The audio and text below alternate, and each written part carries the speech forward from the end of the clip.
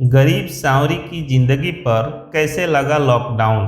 16 साल की सांवरी कब से दिल्ली शहर में रह रही है उसे खुद भी याद नहीं है। जब से होश संभाला है अपने आप को इसी जुल्मी शहर में पाया है। जुल्मी इसलिए है ये शहर क्योंकि यहाँ कोई भी उससे अच्छे से नहीं बोलता और कोई उसकी चिंता भी नहीं करता है। अच्छे घरों की लड़कियाँ सुंदर साफ कपड़ों में जब स्कूल जा रही होती है तब सांवरी को भी अम्मा और पापा के साथ काम पर निकलना पड़ता है। हाँ, काम पर। और सांवरी को काम की कभी कोई कमी नहीं होती। उसके परिवार को ठेकेदार बराबर काम देता रहता है। इस शहर में आसमान को चूमती हुई इमारतें रोज बनती ही रहती है। उन्हीं इमारतों में काम करती है सांवरी और उसके पापा और अम्मा, और इसलिए उसके परिवार को घर की भी कोई ज़रूरत नहीं खलती। जिस इमारत में काम किया वहीं सो गए। फिर सुबह होने के साथ ही उसी इमारत में काम करने का सिलसिला फिर शुरू।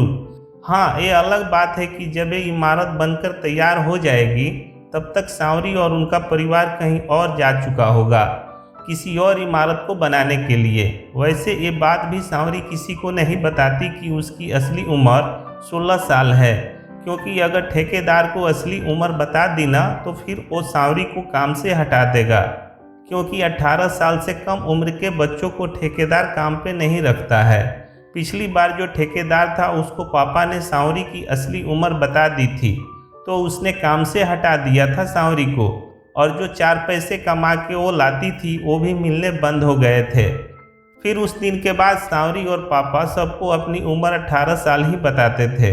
वैसे तो इस वाली इमारत में काम करते 5 महीने हो चुके हैं, पर इस ठेकेदार ने अभी तक पगार नहीं दी है। कई बार सब मजदूरों ने मिलकर कहा भी तो बस थोड़े बहुत पैसे दे देता है और ऊपर से न पैसे आने का बहाना बना देता है।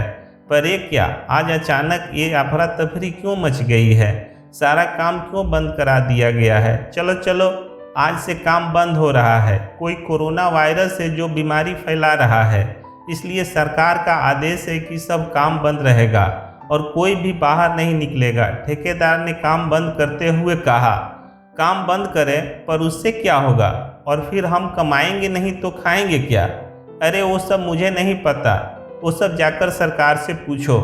फिलहाल काम बंद करने का आदेश है, चीख पड़ा था ठेकेदार। ठीक है, हमारी पगार तो दे दो, एक मजदूर बोला।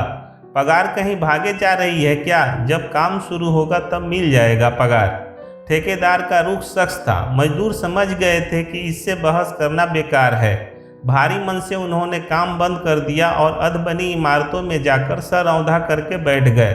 अभी कुछ ही समय हुआ था उन सबको सुस्ताते हुए कि उन लोगों ने देखा कि उनकी ही तरफ एक मजदूरों का टोला जो कहीं और काम करता था और उनके ही गांव की तरफ का लग रहा था, वो अपना सामान सर पर रख कर तेजी से चला आ रहा है।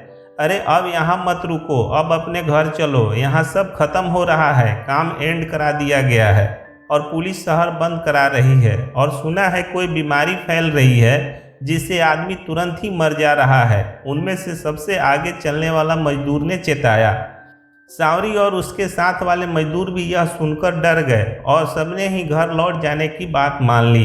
भला दिहाड़ी मजदूरों के पास सामान ही कितना होता है। जिसके पास जो भी सामान था उसे बोरे में बांधकर बस स्टैंड की तरफ चल पड़े सभी। परंतु तब तक देर हो चुकी थी। सरकार ने संक्रमण फैलने के डर से बस और ट्रेनें सभी बंद करा दी थी।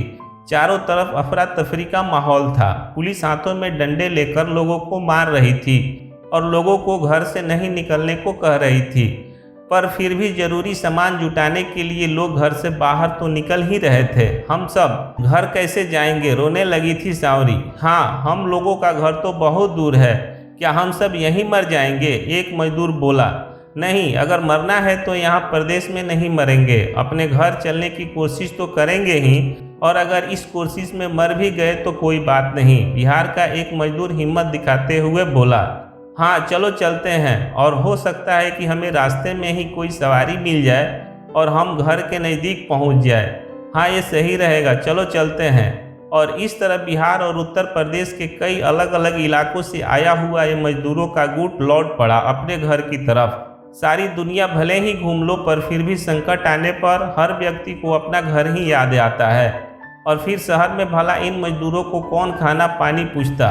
सभी को अपनी राजनीति की पड़ी है। पुलिस सड़कों पर थी और चारों तरफ लॉकडाउन का माहौल था, अर्थात हर एक व्यक्ति को घर में ही रहना था, बाहर नहीं निकलना था।